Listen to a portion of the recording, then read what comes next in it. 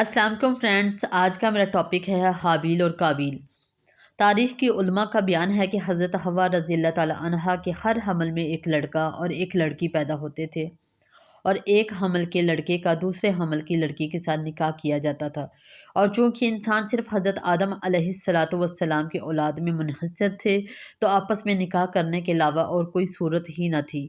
اسی دستور کے مطابق حضرت آدم علیہ السلام نے قابیل کا نکاح لیودا سے جو حابیل کے ساتھ پیدا ہوئی تھی اور حابیل کا اقلیمہ سے جو قابیل کے ساتھ پیدا ہوئی تھی کرنا چاہا۔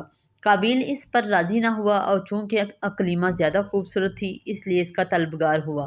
حضرت آدم علیہ السلام نے فرمایا، کیونکہ وہ تیرے ساتھ پیدا ہوئی ہے لہذا وہ تیری بہن ہے، اس کے ساتھ تیرا نکاح حلال نہیں۔ قابیل کہنے لگا، یہ تو آپ علیہ السلام کی رائے ہے، اللہ تعالیٰ نے یہ حکم نہیں دیا۔ آپ علیہ السلام نے فرمایا کہ اگر یہ سمجھتے ہو تم دونوں قربانیاں لاؤ، جس کی قربانی مقبول ہو جائے وہی اقلیمہ کا حقدار ہے۔ اس زمانے میں جو قربانی مقبول ہوتی تھی آسمان سے ایک آگ اتر کر اس کو کھا لیا کرتی تھی۔ قابیل نے ایک انبار گندم اور حابیل نے ایک بکری قربانی کے لیے پیش کی۔ آسمانی آگ نے حابیل کی قربانی کو لے لیا اور قابیل کی گندم کو چھوڑ دیا۔ اس پر قابیل کے دل میں بہت بغض و حسد پیدا ہوا، اور جب حضرت آدم علیہ السلام حج کے لیے مکہ مکرمہ تشریف لے گئے تو قابیل نے حابیل سے کہا کہ میں تجھے قتل کر دوں گا۔ حابیل نے کہا، کیوں؟ قابیل نے کہا، اس لیے کہ تیری قربانی مقبول ہوئی اور میری قبول نہ ہوئی، اور تو اقلیمہ کا مستحق ٹھہرا، اس میں میری ذلت ہے۔ حابیل نے جواب دیا کہ اللہ تعالیٰ صرف ڈرنے والوں کی قربانی قبول فرماتا ہے۔ حابیل کی اس مقولہ کا یہ مطلب ہے کہ قربانی کو قبول کرنا اللہ عز و جل کا کام ہے، وہ متقی لوگوں کی قربانیاں قبول فرماتا ہے۔ تو متقی ہوتا تو تیری قربانی قبول ہوتی، یہ خود تیرے افعال کا نتیجہ ہے، اس میں میرا کیا قصور ہے؟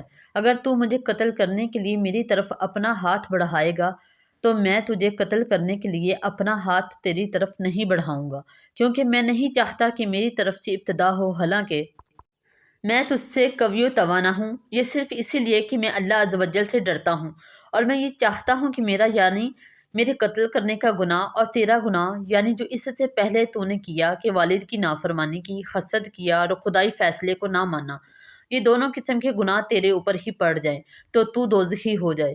قابیل تمام گفتگو کے بعد بھی حابیل کو قتل کرنے کے ارادے پر ڈٹا رہا، اور اس کے نفس نے اسے اس ارادے پر راضی کر لیا۔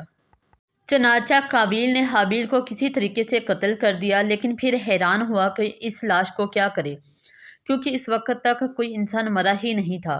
مدت تک لاش کو پشت پر لادے پھرتا رہا، پھر جب اسے لاش چھپانے کا کوئی طریقہ سمجھ نہ آیا تو اللہ عز و جل نے ایک کوا بھیجا جو زمین کو کرید رہا تھا۔ چنانچہ یوں ہوا کہ دو کوے آپس میں لڑے، ان میں سے ایک نے دوسرے کو مار ڈالا، پھر زندہ کوے نے اپنی چونچ اور پنجوں سے زمین کھرید کر گڑھا کھودا، اس میں مرے ہوئے کوے کو ڈال کر مٹی سے دبا دیا۔ یہ دیکھ کر قابیل کو معلوم ہوا کہ مردے کی لاش کو دفن کرنا چاہیے، چنانچہ اس نے زمین کھود کر دفن کر دیا۔ حابیل اور قابیل کے واقعے سے حاصل ہونے والے اسباق۔ یہ واقعہ بہت سی عبرتوں اور نصیحتوں پر مشتمل ہے۔ ان میں سے ایک یہ ہے کہ انسان نے جو سب سے پہلے جرائم کیے ان میں ایک قتل تھا، اور دوسرا یہ ہے کہ حسد بڑی بری چیز ہے۔ حسد ہی نے شیطان کو برباد کیا، اور حسد ہی نے دنیا میں قابیل کو تباہ کیا۔ حسد بہت بری چیز ہے، اونٹ کو ہانڈی تک اور انسان کو قبر تک لے جاتا ہے۔